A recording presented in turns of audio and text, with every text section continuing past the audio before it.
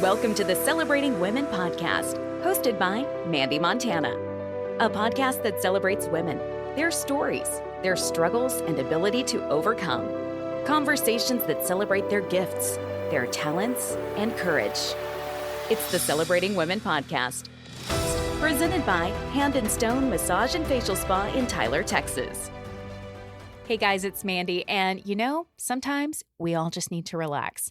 I don't know about you, but it's something I personally struggle with, especially when everything needs to be done around me, right? There's always something that needs to be done at the house, or, I'm an entrepreneur, so I've always got something I can be doing for my business. So if I don't carve out intentional time to relax, it doesn't happen. And if I have access to my phone, I'm probably reaching for it.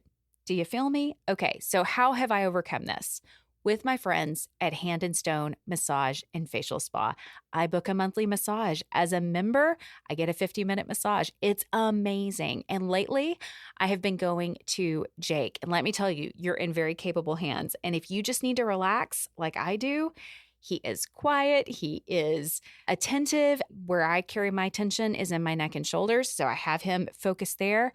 It is fabulous. So if you are looking for a way to relax and you struggle like I do and sometimes reach for the phone instead of chilling out at the house, maybe you need a monthly membership like I do. Hand and Stone Massage and Facial Spa in the Cumberland Shopping Center. Stop by and book your appointment today or book online at handandstonetyler.com. Welcome back to the Celebrating Women podcast. I'm Mandee Montana with a very special guest today, my friend Christine Rector, who I call Hoodie, so that might come out of my mouth on this podcast. She's a mom to 2 sets of twins, and we met through our side gigs with a company called Zingular and became pretty close pretty fast. We were talking about kind of the intimate experience of weight loss, and so oftentimes that'll bond you, and I just immediately knew I wanted to keep her in my life forever. She's an incredible friend, and she's got an incredible story that I want you to hear today. So Christine, my sweet friend Hoodie, how are you? I am doing great. This is like a weekend of me being off for summer, so I'm so Yay. happy to be at home and have time to visit with you. It's such a great day. It is a great day. So I know you've got so many great stories. You've got such an interesting life. You've done so much. You've overcome some incredible things. But today you told me that you had something special on your heart that you wanted to talk about. What is that? Yeah, so I woke up thinking about, man, there's so many things Mandee and I can talk about, but what I feel that I need to talk about, sometimes you have to listen to that spirit, is my journey toward becoming a twin mom times 2. Not just one set of twins, but 2. And I'm an older mom. And so I just wanted to provide some encouragement and just some simple things that I could share with other people who might be also struggling, maybe not to get pregnant, but to stay pregnant. And about every 2 or 3 years, I will go live on my Facebook and I'll tell this story. And I have not done it in a little while. So I thought maybe that's what God wants me to share today. And somebody that's listening will be able to glean something and get some encouragement from it. Okay, so how did that journey start for you? Yeah, so Don Rector and I, and that's what I call him by his full name, Don Rector, he and I dated for 3 years before we got married. And he told me that he wanted kids like right away. So I was older. We didn't marry until I was like 35. And so we started trying right away, and we would get pregnant.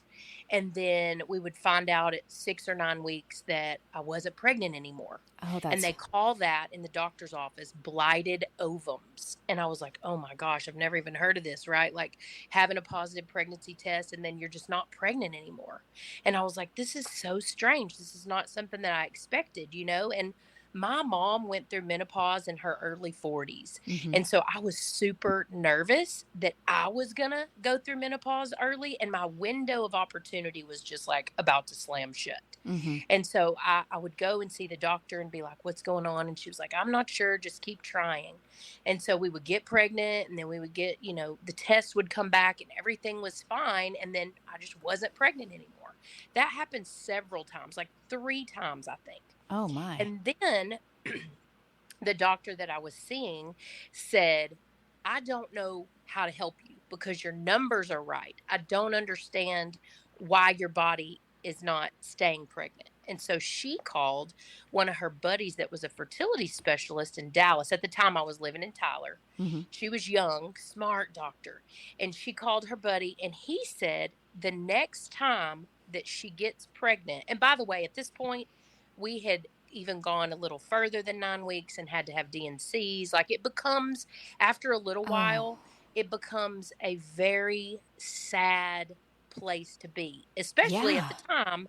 I was working as a high school counselor, and I would have teenage pregnant girls coming to me for guidance. Right. So my heart was heavy. I was frustrated and confused. I got to a point where I was angry with God because I was like, why would you do this? I want to be a mom so bad, and you're putting all these other people in my life that I have to encourage or I need to support who are having babies and aren't even ready. And here I am in my late 30s, trying so desperately to have a baby with my husband. So, because we did want a family pretty desperately. I mean, he had a name picked out before we ever had babies.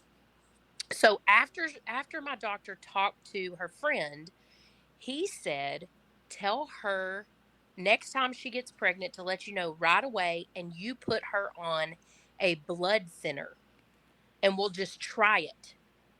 And I was like, that's the strangest thing. Like, what's that about? And he said he thought that maybe my blood was clotting and flushing out the pregnancy. Like, this is foreign. This doesn't belong. Let's flush it on out. Wow. And so the sixth, the boys were our sixth positive pregnancy test. Oh my. So we went through a lot of sadness, a lot of desperation, a lot of confusion. And, after you tell your family you're pregnant once or twice and then you're not, you stop telling people, right? So it becomes kind of lonely. And honestly, people don't talk about it very much because it is so private, and it's a sad thing, so you don't want to share your desperation and sadness with everybody because it just is too heavy for some people. So anyway, after the sixth positive pregnancy test, and I was like 37 by then, we started the blood thinner, and it was a shot, and I had to give it in my tummy twice a day. And my husband is deathly afraid of needles, so I did it for myself. And it caused bruising, but it wasn't super painful, and I got used to it, and it was no big deal. But we did that, and it was perfectly fine through the whole pregnancy. We kept these healthy boys who, I think 37 and 2, like 37 weeks and 2 days or something, they were in utero. So it was as simple as asking for help from someone who had lots of experience and giving a simple fix, a simple idea that we could try, and it worked for me. Mm-hmm. I didn't have to take fertility drugs. None of that. It wasn't that I couldn't get pregnant. It was that I was struggling to stay pregnant. And so every time I share that part of my story on my Facebook, my social media, and I go live, inevitably, every time I have a grandma, a friend who reaches out and says, oh my gosh, I can't wait to share this with my daughter. I pray that this is the answer for her. The same thing is happening.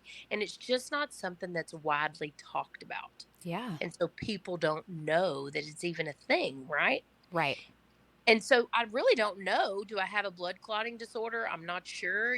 Whenever I had breast cancer, which we can talk about, my doctor said, because you've had to take blood thinners before, I'm thinking you might have a blood clotting disorder. So I just wanted to note that in your chart. And he gave me all these panels. And it turned out that out of 7 tests, only 1 was like a little bit low. But he said that could have made the difference. Mm-hmm.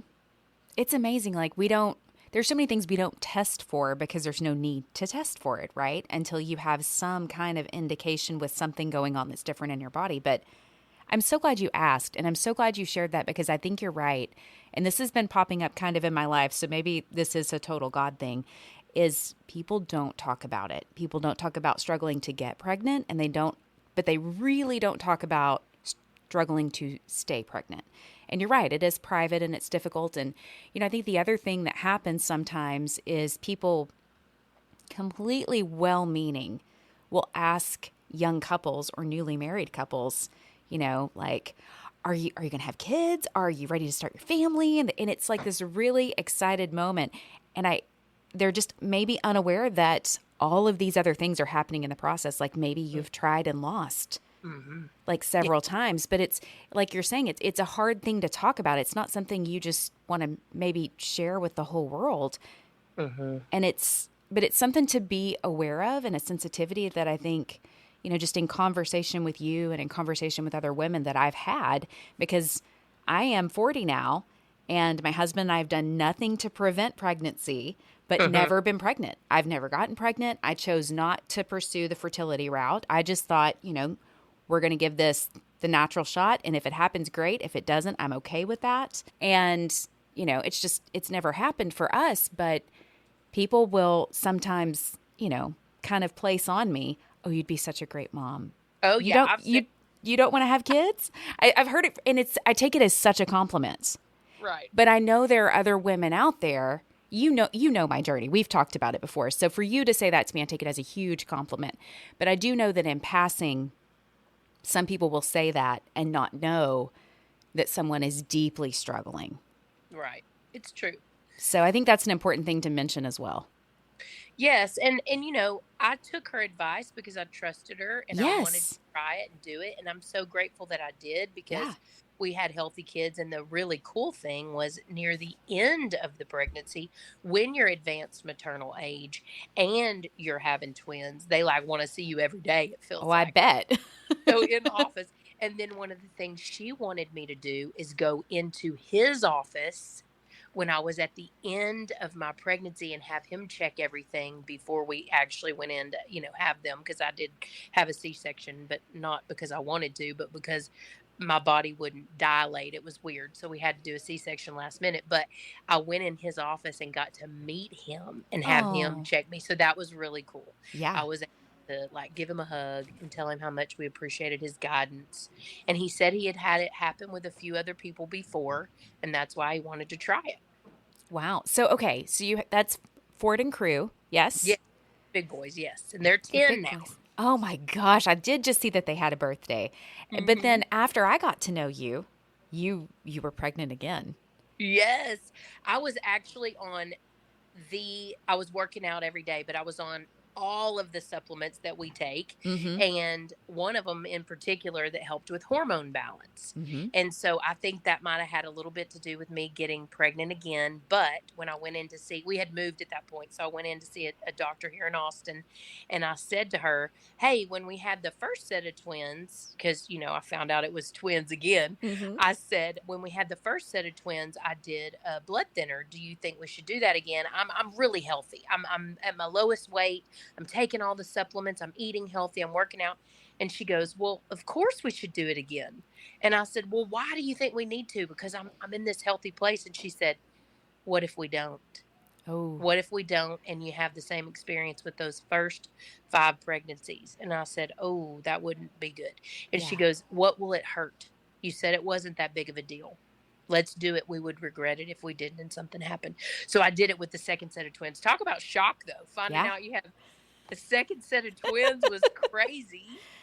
It is kind of wild because you said you didn't do any kind of fertility treatment, right? No, Just naturally.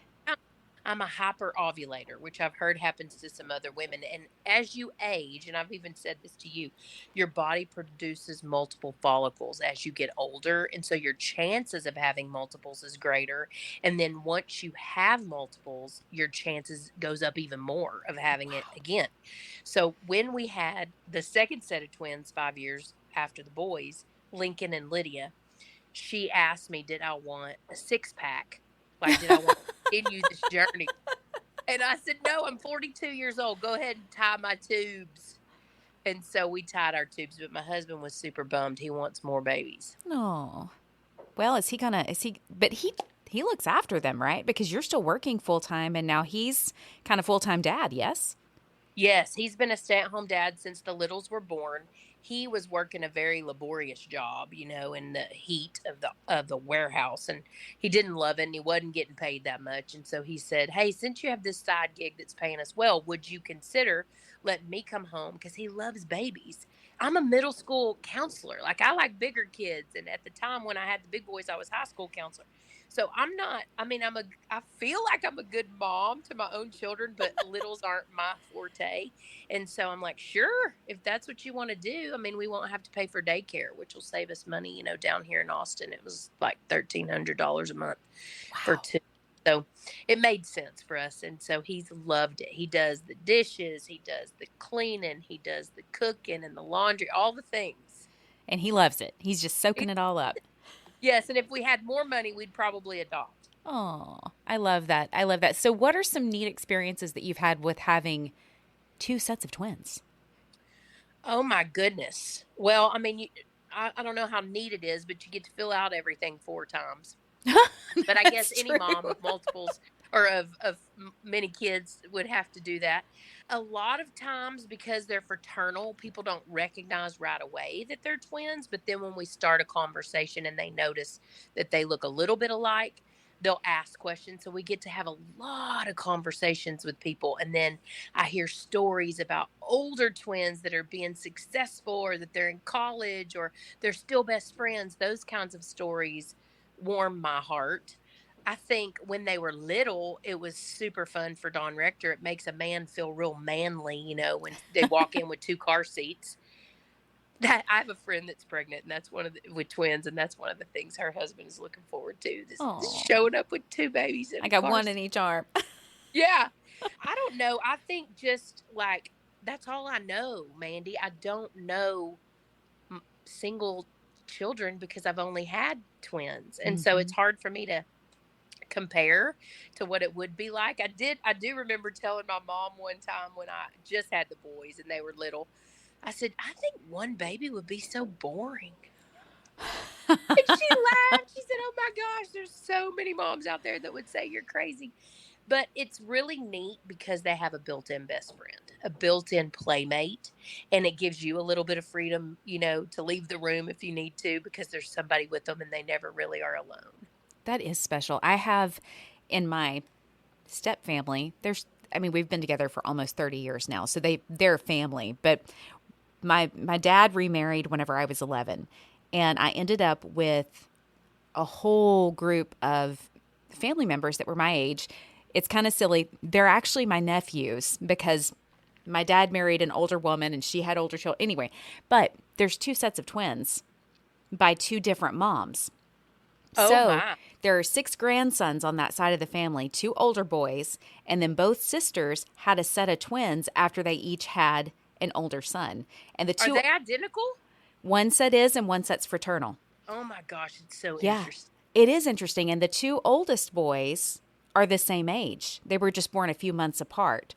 And then the 2 sets of twins are only 3 years difference in the sets. So I bet they're all tight, thick as thieves. They are. They are all super tight. And it was so fun growing up with them because I got to see what it was like to be around, 2 different sets. And they were best friends, and they also would fight like brothers. And it was just really funny to see the different dynamics. And now, of course, we're all adults, and some are in our 40s, some are in our 30s, but successful, still really close. I think they still talk to each other nearly every day. And it's been really neat to watch that part of the family and just see everybody stay in touch and so close. And it's neat. It's what? It's special. Yeah. It really is a special thing to be a part of. And I don't know what it's like with identical twins, but I would say with fraternal, they are so different. And I try to tell people they just share a birthday. That's it. I mean, they have blonde hair and blue eyes, and they're both handsome. Don't get me wrong, the big boys. And then with Lincoln and Lydia, one's a boy and one's a girl, so they're very different. But they are not alike. Like Ford is Mr. GT, know-it-all, big brother, and he was literally born like 2 minutes before Crew. And he's still the one who's in charge, type A, big brother personality. And then Crew is in his own world, doing his own thing, Mr. Imagination, running around, he's got his own ideas, and so they're not really anything alike. Ford loves basketball, Crew loves soccer.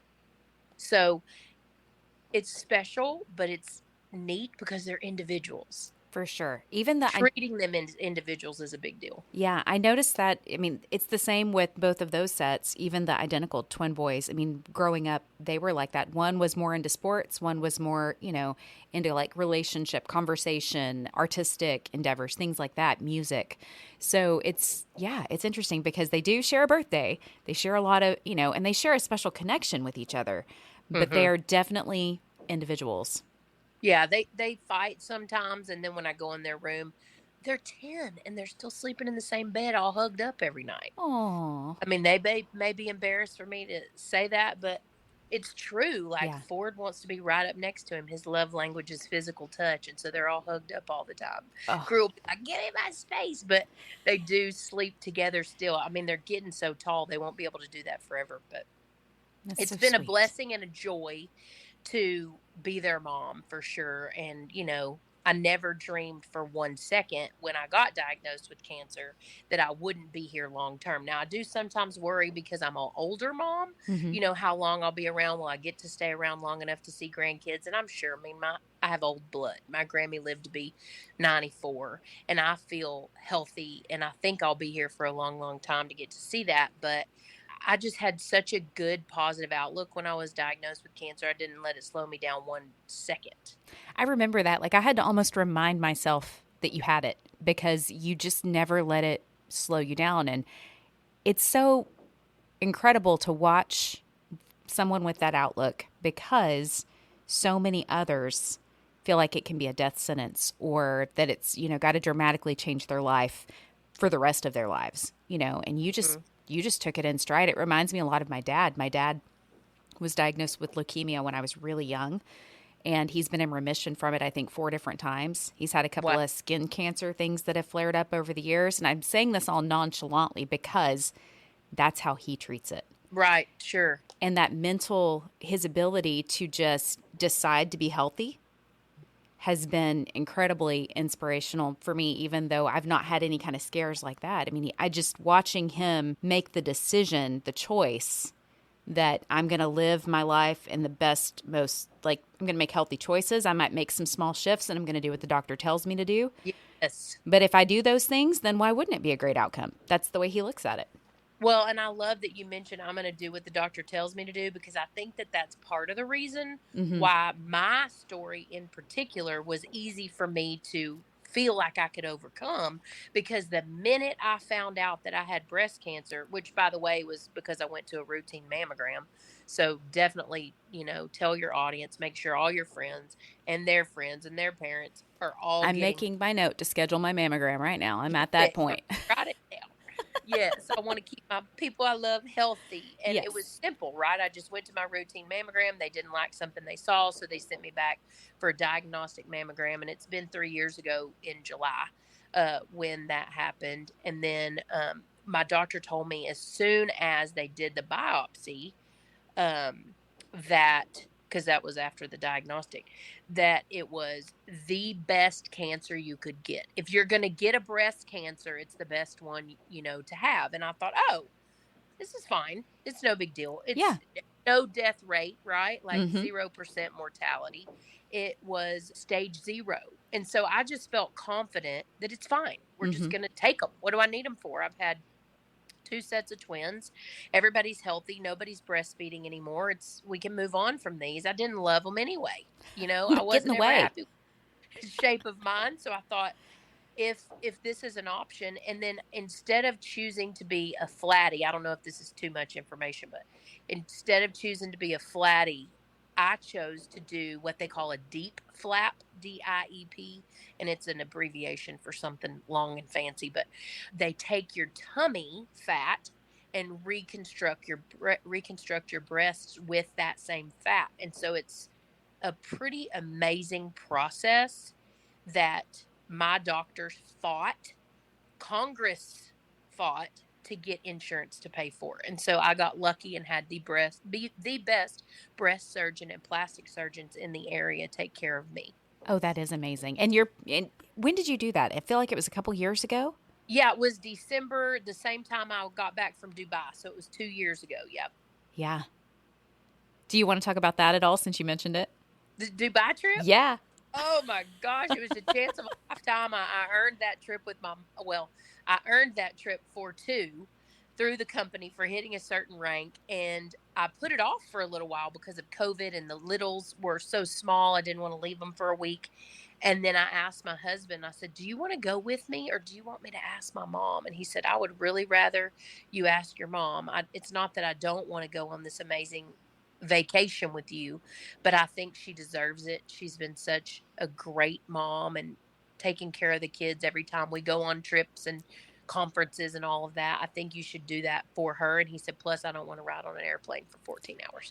So It's a long flight. I took my mom, and it was like the most amazing thing we've ever done. But as soon as we got back from that, that's when I had my breast cancer surgery. Mm-hmm. And then you kind of have to go back like 6 months later and let them reconstruct them just a little bit. It was no big deal. But I feel more comfortable in my body now, the shape of my body and the way that they look. And I just love my doctor so much. Her name was Dr. Elizabeth Potter, and she has a platform that she's really trying to bring awareness, because a lot of doctors don't offer the deep flap construction to their patients, and she feels like it should be a choice right away if a woman would qualify for it. And so I support and encourage her. So let me ask you this about that. That's taking fat from another part of your body and kind of just repurposing it, right? Right. That's different than if you're having a reconstruction done, which would maybe have some kind of foreign, like Yes. silicone. Mm-hmm. Okay. So my situation, I had the mama gut right after Mhm. having two sets of twins. So they take the fat, the blood vessels, and the skin and use all of that to reconstruct. And if you wanted to get nipples, you can. I chose not to worry about it. One less thing to worry about covering up in a bra, you know. Yeah. And so that was my choice. But some people get them tattooed on, some Mhm. people want them constructed there. But yes, it's definitely different than getting. And if somebody's super thin and doesn't have a lot of fat, it makes sense that they would choose that route, right? What's best for their body. But for me, because I had it to give, she said, "Let's use it. And it would Yeah. make your tummy flatter. And I think you would feel confident." And I was like, "Yay." Well, that's incredible. I'm so glad you talked about that. I feel like there are reasons why we've talked about everything we have today. I don't know who's listening. And the beautiful thing about this, right, is that it stays available for like forever. Like it's evergreen content. So somebody may listen to this 3 years from now and need to hear it. So I'm so glad that you wanted to join me. And I don't know why I haven't asked you sooner, because I just love you to pieces. And I'm just so thankful for our friendship. You have been such a wonderful friend, guide, mentor. I'm going to get emotional. I do this every time I talk about how much you mean to me. But it's true. If I hadn't met you 7 years ago, I don't think I'd be doing the things that I'm doing now, because you played a big role in helping me have confidence to pursue my side hustle, which then led to me being able to do the things that I'm doing now. I do several things, but without having walked away from the full-time corporate job, I wouldn't have the time to do the various things that I do now, like work. I mean, I do some TV work. I'm doing this. I have another podcast that I work on. You know, I'm still doing the side hustle with Singular. I love helping people with that and staying connected to all my friends who love it too.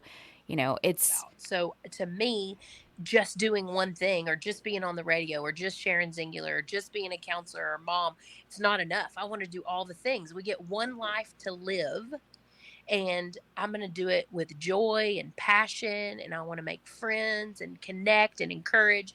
That's just what God's called me to do. So I'm grateful that you asked me to be on. I'm so happy that I have you in my life, and I can always count on you to be there when I need you.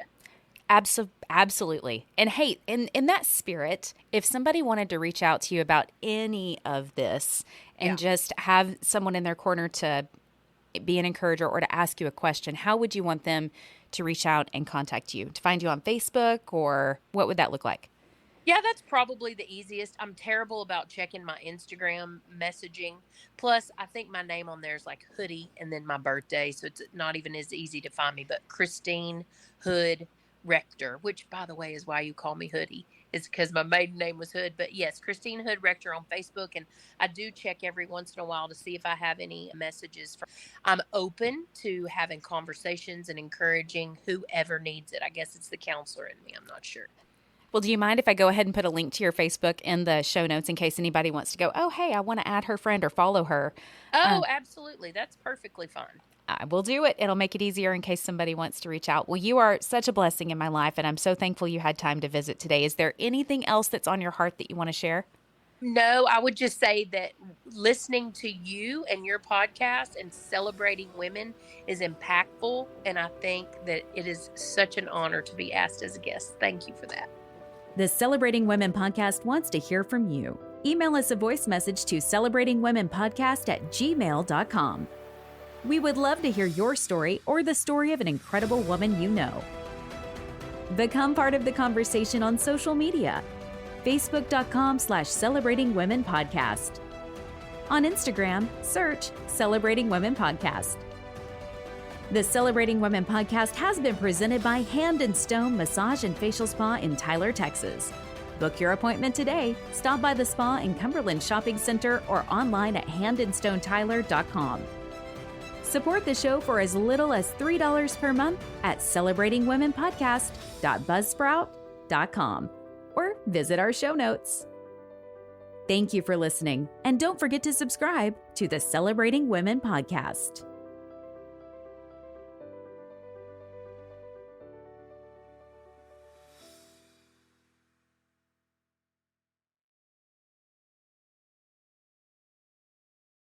Hey guys, it's Mandee. Have you been struggling to lose those extra pounds? Oh, I know. I have totally been there. An extra 15 to 20 pounds can totally creep up on you in perimenopause, or at least it has with me. And I think I found it early. I hope it's not happening to you. But if it is, I've got the solution. You can lose up to 15 pounds in 8 days with an incredible product line that I found and I want to share with you. Get a custom product recommendation with a complimentary wellness screening in the show notes. Just click Zing with Mandee.